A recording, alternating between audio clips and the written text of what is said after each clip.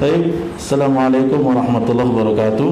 Assalamualaikum warahmatullahi wabarakatuh. Alhamdulillah wassalatu wassalamu ala Rasulillah wa ala alihi wa sahbihi wa man walah. Wa ba'd. Alhamdulillah, yang pertama yang saya hormati, yang saya ta'zimi tamu kita, tamu mulia kita, Ibu Suryani SE dan rombongan. Alhamdulillah, senang hati kita bisa bermuwajahah dengan Ibu, dan hari ini bersama keluarga besar Markas Quran, Bu. Jadi di sini ada para santri RTQ Mukim, dan di belakang itu ada para ustadzat dan asatidzah, seluruh keluarga besar Markas Quran yang saya juga ta'zimi dan muliakan bersedia hadir dan meliburkan semua kelasnya Jumat sore ini ya. Mudah-mudahan ya, kita pengen nimba ilmu dari Bu Suryani, bincang politik nih, beliau pengalaman dalam politik. Ya, mudah-mudahan kita bisa nimba ilmu, karena apa? Hafiz Quran tuh nggak boleh cuma di pengajian doang, nggak boleh di MTQ doang ya, Bu Ustazah Leri ya. Ini beliau juara 2 MTQ Kota, salah satu guru kita, Bu. Iya. Salah satu guru kita kemarin di cabang qiraat tilawah qiraat sabah ya. Juara 2 beliau, Ibu Leri di MTQ Kota Tanjung Pinang. Alhamdulillah ya, bergabung dengan Markas Quran, mau membagi ilmu dengan kita, dan nanti beliau ini yang akan membimbing ilmu makomat kepada santri-santri insyaallah. Nah, jadi saya ucapkan ahlan wa sahlan kepada Bu Suryani. Saya pengen Ibu tuh saya memperkenalkan beberapa divisi dari lembaga kami. Yang pertama, kami itu dipayungi dengan Yayasan Markas Quran Kepri ya. Itu baru dibikin 2019. Sebelumnya sempat ada nama yayasan tapi tidak sempurna, akhirnya disarankan kita untuk menyempurnakan bikin yayasan sendiri di tahun 2019. Nah, Markas Quran ini, Bu, ada 3 divisi. Yang pertama MQ Markas Quran 1 di Batu 11. Yang kedua MQ 2 di depan seberang rumah ini. Yang ketiga ini RTQ. Nah, yang MQ1 itu membuka tahsin, tahfiz untuk anak-anak dewasa reguler non-mukim. Jadi di sana banyak bapak-bapak, anak-anak sesuai dengan kemampuannya. Karena apa? Awalnya sih kita buka buat dewasa. Karena di Tanjung Pinang ini termasuk keluarga-keluarga besar kami, itu kalau sudah umur 30 nggak bisa ngaji, pasrah sampai mati.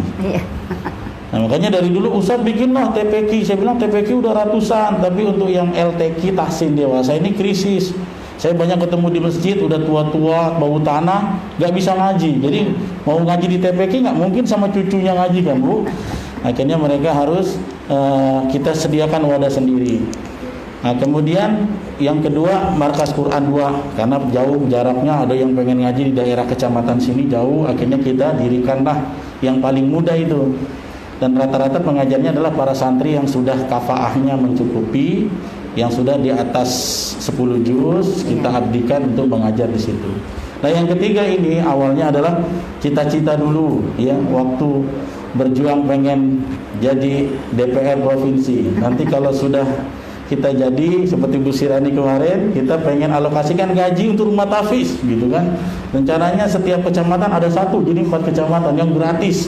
Dan ini adalah i'dad dai dan daiyah. Jadi bukan ngaji anak-anak, tapi kita mencetak calon-calon guru tahfiz gitu. Karena sekarang di SDIT teman-teman kita pun krisisnya krisis SDM, harus impor dari luar. Dan ketika ditawarin ke sini, orang nggak mau juga. Mana tuh Tanjung Pinang katanya. Akhirnya ya udah, saya bikin solusi. Jadi bagaimana kita mengkaderkan ya, menghafizkan kader kita yang udah ada. Ya, jadi bukan mengambil dari luar, kita diri. Nah, program yang RTQ ini, Bu, RTQ ini sistemnya gratis. Kalau yang tadi berbayar, ada infak bulanan 100.000, 150.000 yang orang pulang pergi. Yang RTQ ini kita sifatnya gratis. Tis pokoknya deh. Nah, gratis ya. Iya, jadi betul-betul tis ya, sampai waktu daftar aja mamanya Debbie ini kaget, beneran Ustaz. Saya mau bilang iya pun sebenarnya agak nekat juga waktu itu. Tapi saya yakin para penghafal Quran itu udah ada jalan rezekinya sendiri. Alhamdulillah sampai sekarang 1 tahun 8 bulan ya. Ya, 1 tahun 8 bulan kita berjalan. Alhamdulillah, kelaparan gak nak? Nah, malah gemuk ya. Malah banyak sekarang yang program dia ya. Alhamdulillah bifadlihil azim ya. Dan kami, Bu, belum ada bantuan pemerintah sedikit pun sampai sekarang. Belum ada. Tapi kami tidak mau bergantung pada manusia. Kami tetap berjalan, dan cita-cita saya setiap kecamatan ada yang begini. Jadi kalau ada teman-teman buka lembaga tahfiz, ketersediaan SDM kami yang akan menjawabnya. Itu yang kami lakukan. Yang mudah-mudahan Ibu bisa, salah satunya kami titip aspirasi untuk memperjuangkan ini agar para hufaz ini dapat perhatiannya lah oleh pemerintah nantinya. Nah di sini terdiri dari berbagai macam wilayah nih. Nah ini dari Anggun, dari Kelong ya, Kabupaten Bintan. Kelong apa Kelong sih? Kelong. Kabupaten Bintan. Belakangnya Linda yang tadi baca grogi itu. Nah ini kamu sudah nih groginya. Biasa sama ustazahnya yang tariknya panjang aja mantap dia hafal. Nama ustaznya kalau galak tapi sama Bu Surani grogi ya. Ada aura kepemimpinan beliau ya. Mudah-mudahan. Beliau dari Senayang. Senayang. Sebelahnya Niki dari Kijang ya. Belakangnya Evi dari Karimun. Sebelahnya Debbie Tanjung Pinang. Kanannya lagi Marisa sama dari Kelong. Depannya lagi siapa namanya? Fitria. Saya nggak kenal kan pakai cadar hari ini. Dari Kelong juga. Nah ini dari Jawa nih. Putri Mareta dari Tanjung Pinang, yang belakangnya ini agak jauh sampai ganti KTP. Susi dari Guntung. Nah ini warga ibu dari Batam, Mona. Mana Tiban? Sungai Panas. Abangnya salah satu mau balik di Batam, Ustadz Mardoni LC. Beliau membuka bahasa Arab Learning Center di Anggrek Sari Munawaroh. Iya, Ustadz Mardoni. Nah itulah, kalau yang di belakang itu Bu, itu para asatirnya. Jadi senior-seniornya yang mengajar, yang membimbing para ustadz dan ustadzahnya yang lebih mengabdi di MK1 dan MK2. Nah kira-kira itu perkenalan Ustazah Khalisa. Ada tambahan nggak? Baik ya, itu mudah-mudahan nanti silakan tanya-tanya setelah kita bahas tentang politik ini. Yang pertama, nah langsung kita masuk Bu ya, boleh? Silakan. Nah Ibu Suryani ini kan, biar mereka ini juga penasaran.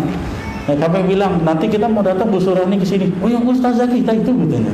Oh ke sini Ustaz, nggak percaya katanya. Jadi kita sebenarnya penasaran banyak ya. Bu Suryani ini kan perempuan, secara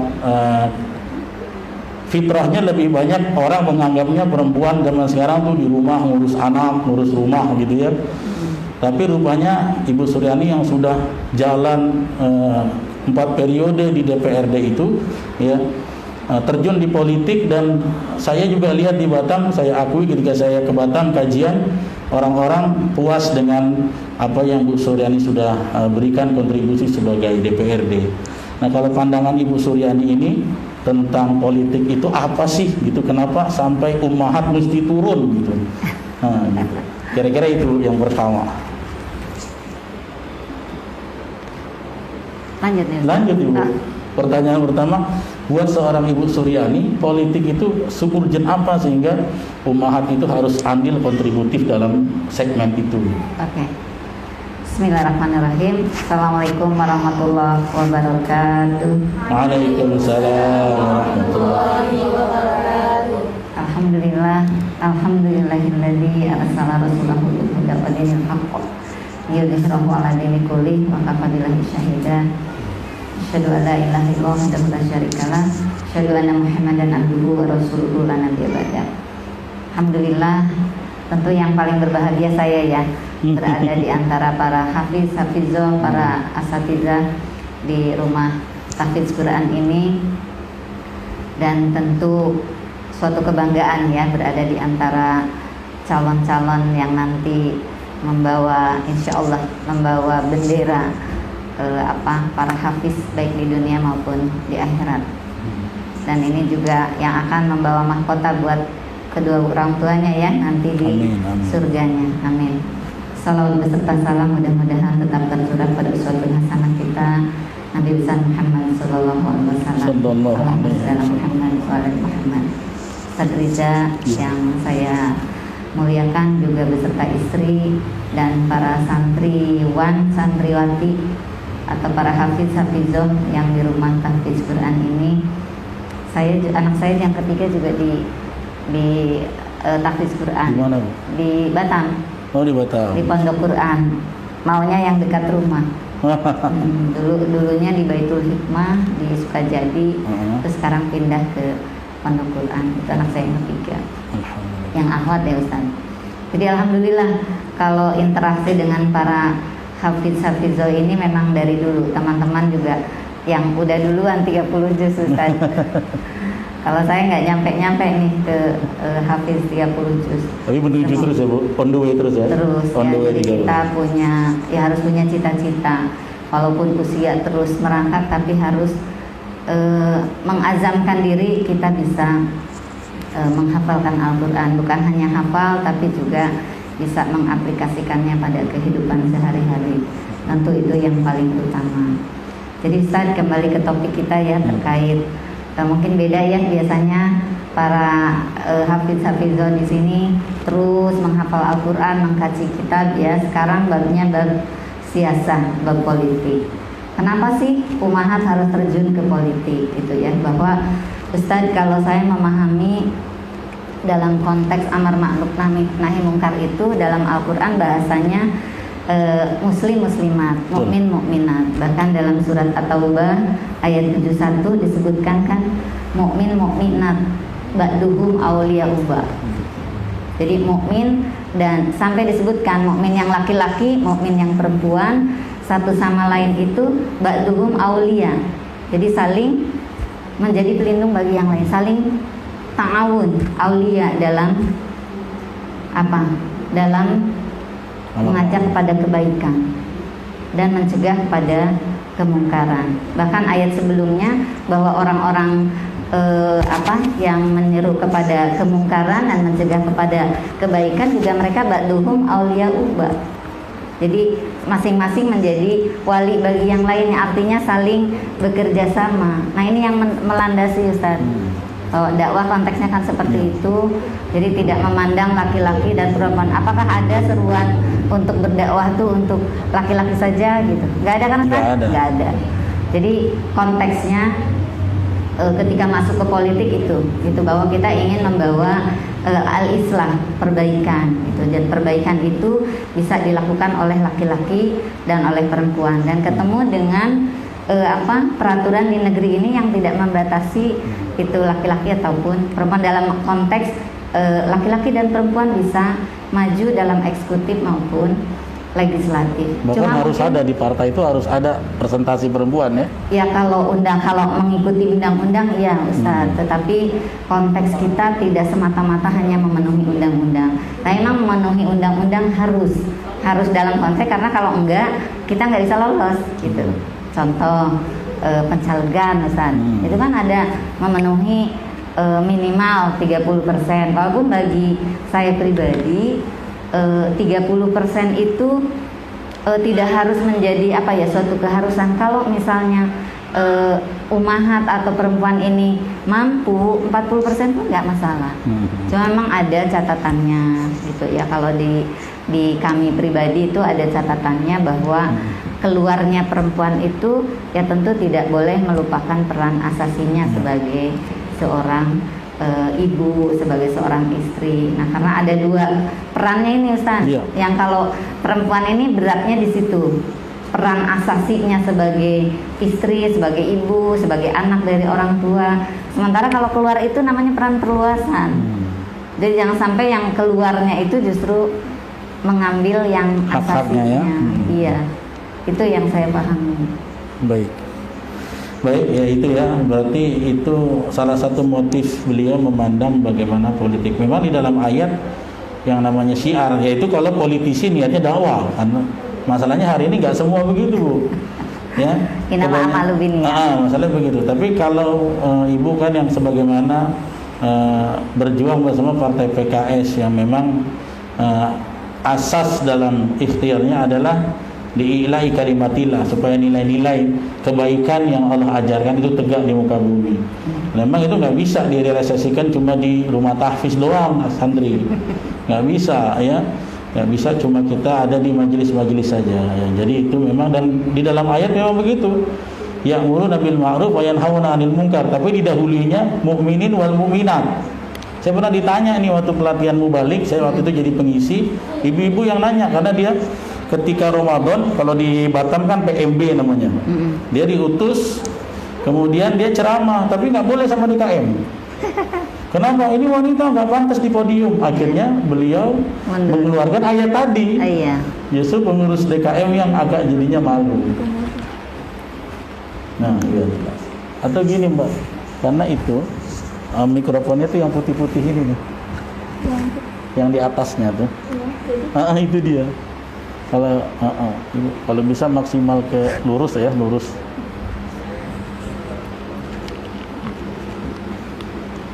Nggak mau lebih jelas emang dipegang, tapi repot bukan dulu. Pegang aja sih. Dipegang juga boleh. Oke, kalau begitu Bu ya. Jadi saya juga sepakat santri-santri saya itu, saya dulu kiai saya Kiai Haji Abdul Aziz Abdul Rauf. Oh, Masya Allah. Beliau selalu mencekoki kita, hafiz itu harus punya wa'yu siyasi, kesadaran politik. Ya, dan ini dari zaman nabi-nabi dulu yang namanya politik, cuma namanya aja politik. Ya kan, kalau di dalam Islam kan disebutnya dengan al-khilafah, as-siyasi, nggak disebut politik ya. Dan sekarang itu politik itu kayaknya barang najis dianggap orang tuh. Kotor. Nah, kotor. Jangan ikut politik kotor, termasuk saya dulu Bu. Ustaz udah bener deh jadi hafiz Quran, ngapain sih ke politik nanti kotor. Saya bilang, Bapak nggak bisa menjustis politik itu kotor. Politik itu kalau kita analogikan seperti pisau. Iya. Ya kan? Pisau itu kan belum tentu buruk kan?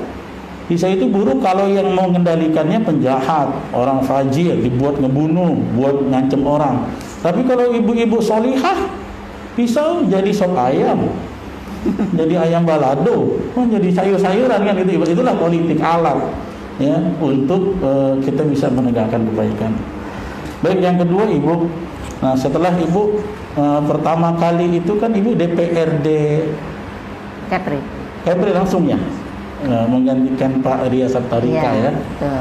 Jadi kalau dihitung kemarin sebelum Ibu mundur itu 3 periode. 3 periode masuk 4. Dari tahun 2009 ya Bu ya?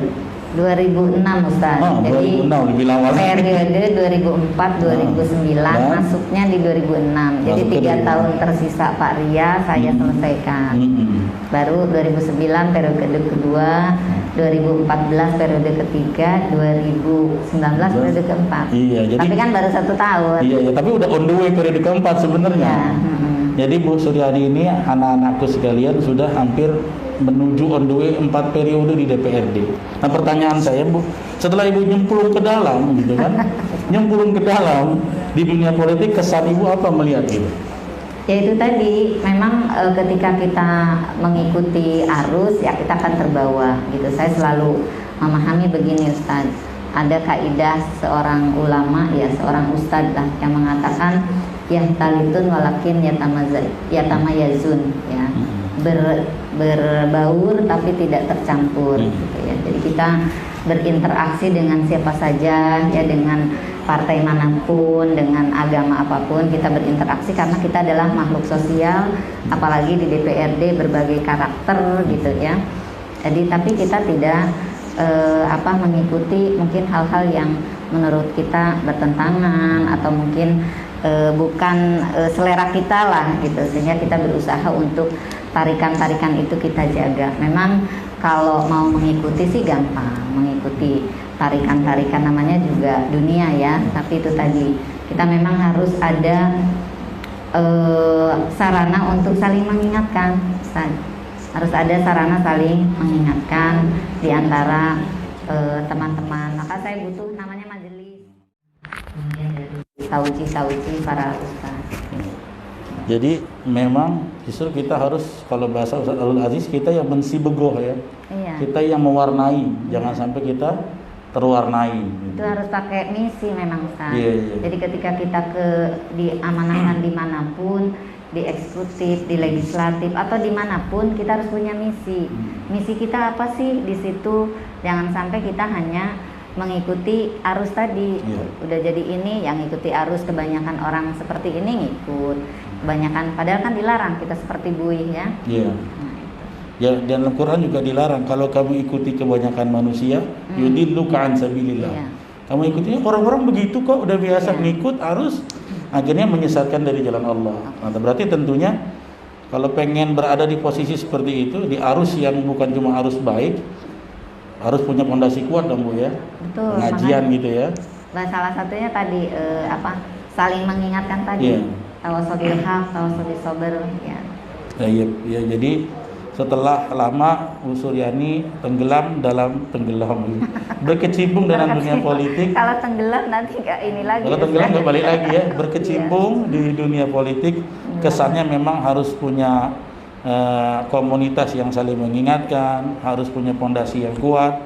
Dan itu memang saya ingat pesan guru saya, beliau kan selalu doktrinnya adalah hafiz yang dai dan daiyah. Iya. Beliau ada program juga yang hafizah yang daiyah. Ya, hafizah yang daiyah. Tentu orang yang berikrar menjadi seperti itu, menjadi daiyah, dia harus punya fondasi yang kuat untuk melawan arus-arus negatif di dalam gitu ya. Semua level Ustaz. Semua profesi harus konteksnya itu sebenarnya. Apalagi politik yang lebih dahsyat kan. Pengusaha harus mindsetnya sebagai dai-daiyah, para hafiz apalagi. Kemudian politisi harus juga misinya dalam rangka islah ya, dalam rangka perbaikan. Betul. Nah, kemudian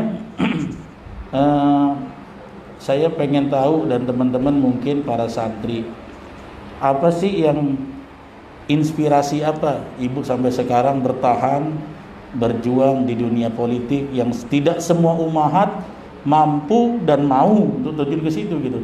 Apa yang menjadi inspirasi seorang Suryani mau untuk fight di dunia yang luar biasa penuh dengan tantangan ini? Apa inspirasi Ibu? Dulu kalau kata Dahlan Iskan ya, dunia yang bergetah katanya kan. Apa yang menginspirasi? Ya sebenarnya satu aja, ketika saya menyadari bahwa kita ingin berbuat lebih banyak untuk masyarakat, berarti kita harus bertarung gitu, kita harus fight gitu. Dan ketika kita waktu itu misalnya kita dorong orang, tapi orangnya pun nggak mau gitu. Kemudian kita diamanahkan, Bismillah, kita maju. Dan saya kira majunya saya waktu itu bukan saya sebagai pribadi. Kalau saya adalah bagian dari jamaah, saya adalah bagian dari kader PKS. Pasti saya nggak akan dibiarkan begitu saja gitu. Sama dengan pencalonan saya sekarang. Saya satu yang saya minta ke teman-teman di PKS, jangan biarkan saya sendiri gitu. Kalau saya seorang Suryani saja, saya sih apa gitu, bukan apa-apa. Begitu Ustaz. Ya. Jadi dorongan untuk ya ibaratnya kalau bahasa Quran sekelompok umat yang pengen Ibu memperjuangkan kebaikan. Itu kata Rasulullah kan khairun nas anfa'uhum linnas. Ya, Masya Allah. Jadi kalau jadi ustadz anfa'uhum linnasnya paling di lembaga aja. Jadi Tapi kalau ustadz kan ceramah, tapi orang lapar juga diceramahin kan enggak ini ya, makanya harus dikasih kampung tengahnya. Betul. Ngomong tahfiz, tapi bikin lembaga tahfiz susah menggratiskan kalau nggak terlibat dalam politik gitu ya. Iya. Baik. Kemudian gini Bu, kita tahu kan Ibu hari ini termasuk salah satu calon wakil gubernur ya dalam 3 calon yang ada di Kepri gitu ya. Nah di dalam konsep Islam saya juga begitu dulu ketika diamanahkan PKS untuk maju sebagai caleg DPRD provinsi, ya saya tuh pokoknya udah harga mati karena dalam hadis Nabi pernah mengatakan kepada Abdurrahman bin Samurah, kata Nabi gini konsepnya tentang kepemimpinan, ya Abdurrahman la tas'alil imarah, jangan sekali-kali kau minta jabatan. Ya, kalau engkau wa in wajadtaha bi mas'alatin, kalau kamu dapat jabatan karena minta, ya bukilta, kamu dikasih Allah tapi Allah nggak tolong kamu. Tetapi ya kalau kamu mendapatkannya bi ghairi masalah, tanpa meminta-minta, ngemis-kemis, maka u'inta ilaiha, kamu dikasih dan kamu akan ditolong. Makanya dalam bahasa Nabi itu orang yang minta bukan berarti nggak dapat tapi dilepaskan oleh Allah. Nah saya pengen tahu, mungkin teman-teman juga para asatidz tak pengen tahu kronologisnya Ibu sampai akhirnya jadi cawagup itu gimana sih gitu. Kalau saya ceritain dapurnya heboh ya. Heboh. Jadi nggak ada tradisi di kami itu meminta gitu, nggak ada. Saya aja lah nggak ada gitu ya. Ada. Saya siap gitu nggak ada gitu ya. Nggak ada. Itu sampai didorong-dorong pun kayaknya saking saya yakin lah umahat di PKS didorong jadi caleg juga karena berpikir ya udah jihad administrasi saja kalau nggak mau gitu. Kemarin sampai Jihad administrasi, apa tuh jihad administrasi? Selesaikan aja sampai KPU. Iya. Ininya waktu itu ketika Iya, pencalegan, betul, karena emang banyak nggak yang mau. begitu. Saya bilang kalau Antuna nggak maju, nggak memenuhi 30%, nggak bisa maju PKS di dapil ini, atau bahkan mungkin di seluruh Kepri kalau umatnya nggak mau maju. Akhirnya ya saya yang tukang nyekopin tuh Ustadz. Pokoknya jihad administrasi, selesaikan perlengkapan sampai kita diumumkan layak ikut pemilu gitu. Jadi kemudian kalau yang pencalonan Cawagup ini setahun kan prosesnya Ustadz. Setahun pemilihan internal raya. Waktu itu PKS. 5 orang atau? 5 kandidat keluar. Termasuk ketua DPW kita ya. Ketua DPW, ketua DSW, kemudian Pak Hanafi Ekra, Pak Iskandar Shah, saya. Oh iya, betul. Jadi ada pemira di PKS itu ada pemilihan rakyat internal. Terus waktu itu Ibu bagaimana pertama menolak kan? menolak. Terus saya saya nggak mau, saya bilang gitu. Kan tahu kata ketua DPW saya juga nggak mau gitu. Jadi semua saling menolak ya? Saling menolak, nggak mau. Terus sampai saya bilang ke Pak Raden, adalah kalau mungkin catatannya kalau beliau catat, Pak, saya bilang saya mau nyurati Presiden PKS, saya nggak mau, saya bilang gitu. Terus akhirnya dikuatkan, pokoknya ibu harus maju dan sebagainya. Pokoknya nggak ada lagi. Saya kalau udah diperintahkan sebenarnya nggak mau kalau bilang tidak mau, karena dalam konteks berjamaah untuk jamaah ini, untuk kemaslahatan masyarakat gitu. Saya sudah Bismillah, walaupun prosesnya sih panjang Ustaz. Itu perlu berhari-hari, berminggu-minggu saya mengatakan Bismillah saya mau menerima. Oh jadi nggak langsung ketika di prospek di itu saya sampai mau nyuratin Ustadz Fatil Sembiring, Ketua Wilda Sumbagut, mau nyuratin Presiden, kata Pak Raden nggak usah lah Bu, Ibu istihoroh aja. Gitu.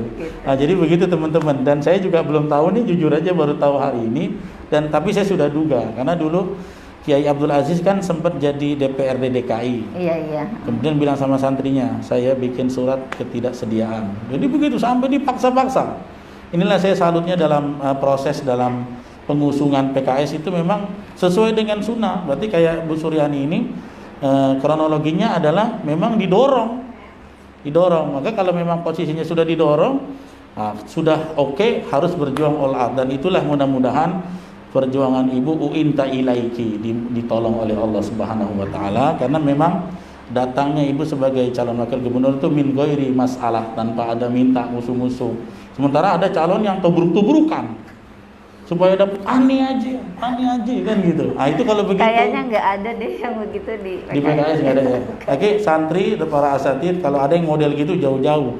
Karena itu bisa aja menang, karena Nabi nggak bilang nggak menang, tapi menang tanpa pertolongan i'anah dari Allah, tanpa ada pertolongan dari Allah. Nauzubillah, kalau kita jadi pemimpin Allah lepas tangan, berkah nggak ada, yang ada adalah musibah. Oh jadi begitu Bu ya kronologisnya. Tapi yang berikutnya, Bu Suryani sudah lama magang di politik, Bu Suryani sudah banyak lihat dan tinggal di kota metropolitan mini Batam ya. Terus Ibu lihat potensi Kepri ini apa gitu, kira-kira apa sih potensi Kepri yang ada yang belum untuk dimaksimalkan kira-kira? Ya Ustaz, saya sering bolak-balik ya, karena kan 15 tahun, 4 periode kan masuk, ini baru setahun, jadi 15 tahun. Saya sering ditempatkan di badan anggaran, kemudian di panitia khusus juga, dan saya di komisi 1, 2, 3 sudah pernah semua, dan seringnya dulu saya di komisi 2 yang menangani ekonomi dan keuangan dulu. Jadi apa sih potensi? Ya sesuai dengan geografisnya ya, Provinsi Kepulauan Riau, lautan ya, potensi kita yang paling banyak ya di maritim gitu. Cuma memang catatannya sampai hari ini saya sebagai Cawagup pun ini yang menjadi PR besar Provinsi Kepri, agar laut kita mendatangkan kemakmuran bagi rakyat Kepri. Saya melihat sekarang nelayan-nelayan masih banyak yang harus terjerat hutang gitu ya, kemudian juga belum sejahtera lah, apalagi kalau musim angin dan sebagainya. Nah ini nih mungkin yang menjadi PR ke depan. Beberapa santri ini nelayannya banyak yang sering cerita karena ada orang tuanya yang nelayan memang, termasuk yang di Kelong. Kadang mengeluhnya ayahnya harus bekerja berapa lama Gun kalau pergi? 3 hari baru pulang gitu kan perjuangan. Memang padahal potensi kita besar di situ besar kan. sekali. Iya. Kita Artinya yang 96% itu ke depan bagaimana bisa mendatangkan tentu sumber-sumber penghasilan sehingga menjadi pendapatan daerah dan bisa bermanfaat untuk pembangunan di segala bidang. Itu yang diharapkan. Dan di Kepri memang masih banyak kecemburuan. Kayak beberapa kabupaten yang menyumbang PAD besar, tapi mereka belum dapat pembagian yang layak. Gitu. Iya, seperti di Anambas, di Natuna, gitu ya. Sampai akhirnya ada orang yang mau memberikan satu subhat untuk udahlah sendiri aja lah, pisah aja lah. Itu ya sangat disayangkan gitu ya. Penduduknya nggak cukup lah Ustaz. Iya, penduduknya nggak cukup, tapi teriakan itu ada terus. Tandanya ketika masih ada suara sumbang itu berarti masih ada ketidakadilan gitu. Masih adanya kurang pemerataan perhatian gitu. Itu yang saya sedih gitu. Padahal mereka yang juga andil buat kita gitu ya.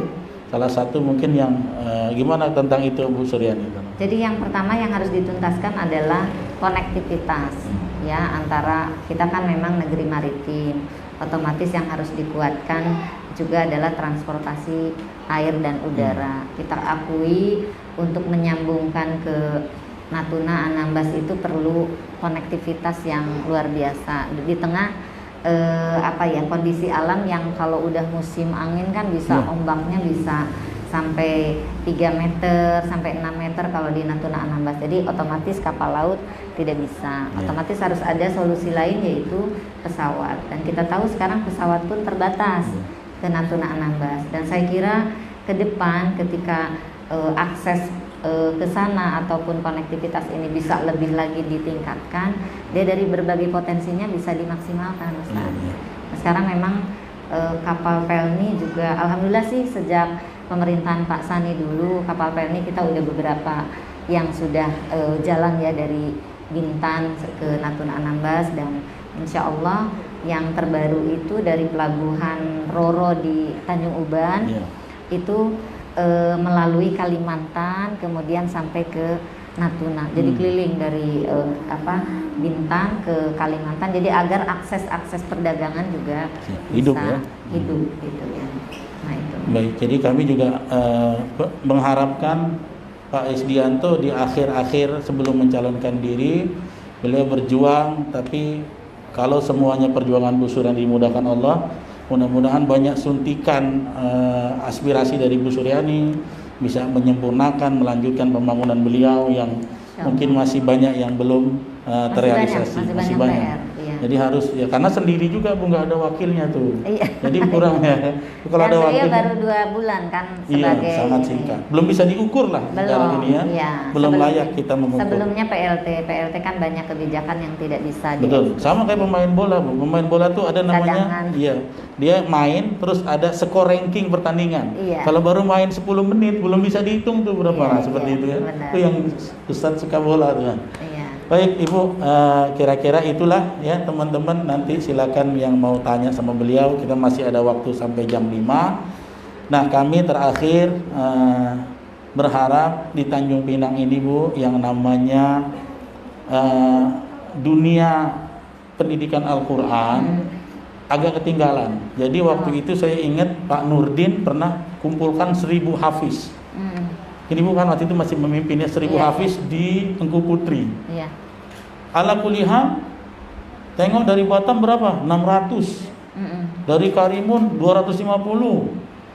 Dari Bintan sekian puluh. Dari Tanjung Pinang 22 orang. 22 aja. 22 orang. Jadi itu pun 11 santri saya sama teman-teman asatid yang waktu itu masih muda, dan santrinya Ustadz Mansur Esti. Sekarang udah tua ya. Sekarang maaf ya. Masih muda ya Ustadz Zakir.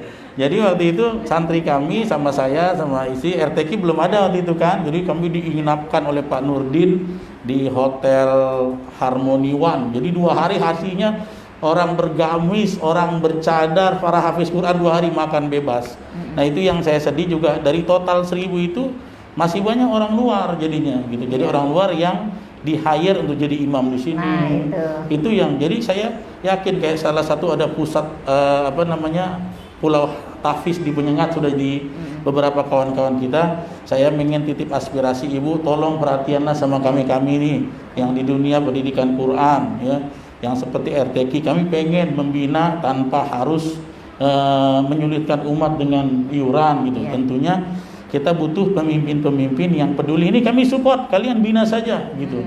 Nah, itu yang harapan kami, kalau Ibu dimudahkan perjuangannya. Jangan cuma infrastruktur, tapi revolusi mental dengan kitab suci ini juga faktor yang penting.